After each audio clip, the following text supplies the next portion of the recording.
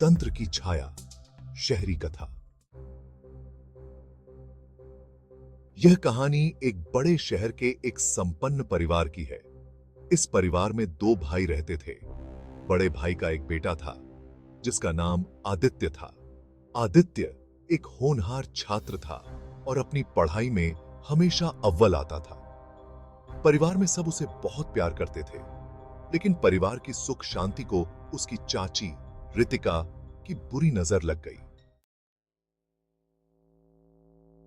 रितिका बचपन से ही तंत्र मंत्र में रुचि रखती थी। उसने अपनी पढ़ाई के दौरान तंत्र मंत्र की कुछ किताबें पढ़ी थीं और उसे इस कला में एक खास दिलचस्पी थी। रितिका का मनोविज्ञान हमेशा से ही थोड़ा अजीब था।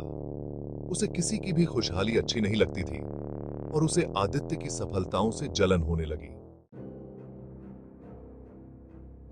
रितिका ने एक दिन अपने काले तंत्र मंत्र का सहारा लिया और एक खतरनाक जादू किया। उसने एक आत्मा को बुलाया और उसे आदित्य के शरीर में प्रवेश कराया। आदित्य अचानक से बीमार पड़ने लगा। उसका चेहरा बदलने लगा और उसकी आंखों में अजीब सी चमक आने लगी। वह कभी-कभी बेहोश हो जाता और जागते समय अजीब और गरीब हरकतें करने लगा।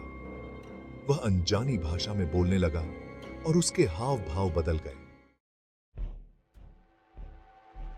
परिवार के सदस्य बहुत परेशान हो गए और उन्होंने उसे शहर के सबसे बड़े अस्पताल में भर्ती कराया। डॉक्टरों ने उसकी जांच की, लेकिन कुछ भी समझ नहीं पाए।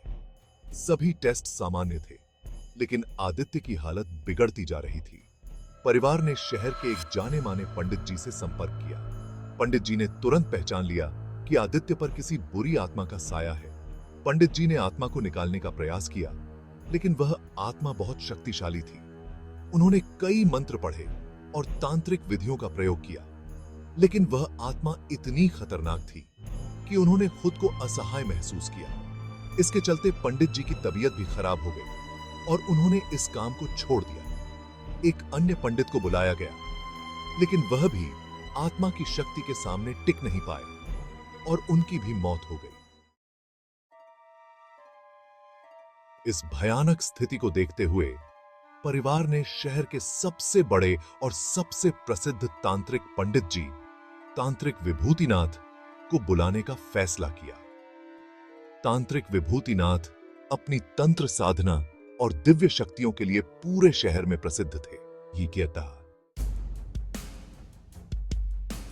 तांत्रिक विभूतिनाथ ने जब आदित्य को देखा तो उन्होंने तुरंत आत्मा की पहचान की। उन्होंने समझ लिया कि यह कोई सामान्य आत्मा नहीं है। यह आत्मा बहुत ही खतरनाक और शक्तिशाली है, जिसे रितिका ने अपने तंत्र मंत्र से बुलाया है। तांत्रिक विभूतिनाथ ने अपने दिव्य मंत्रों और तंत्र मंत्र की सहायता से आत्मा से बात की। आत्मा ने खुलासा किया कि उसे रितिका ने बुलाया था ताकि वह आदित्य को नुकसान पहुंचा सके। तांत्रिक विभूतिनाथ ने अपनी सारी शक्ति लगाकर उस आत्मा को बांधने का प्रयास किया। यह एक भयंकर तंत्र युद्ध था, जिसमें तांत्रिक विभूतिनाथ की साधना और आत्मा की ताकत का सामना हो रहा था। तांत्रिक विभूतिनाथ ने अपने मंत्रों और तंत्रों का पूरा प्रयोग किया। उनके मंत्रों की शक्ति से आत्मा धीरे धीरे कमजोर पड़ने लगी। अंत में तांत्रिक विभूतिनाथ ने आत्मा को पूरी तरह से काबू में कर लिया और उसे आदित्य के शरीर से बाहर निकाल दिया। आदित्य धीरे धीरे ठीक होने लगा और उसके परिवार वालों की आंखों में खुशी के आंसू आ गए।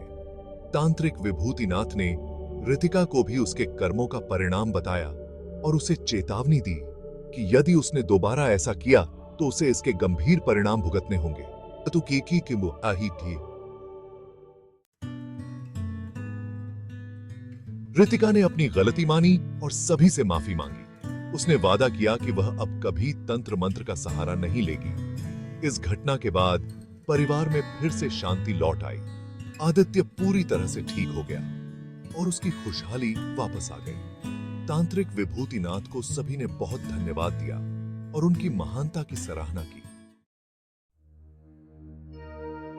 इस घटना ने सभी को यह सिखाया कि तंत्र मंत्र का दुरुपयोग करना कितना खतरनाक हो सकता है। और सही मार्गदर्शन और ज्ञान की आवश्यकता होती है। यह एक ऐसी घटना बन गई जो सभी के दिलों में हमेशा के लिए अंकित हो गई।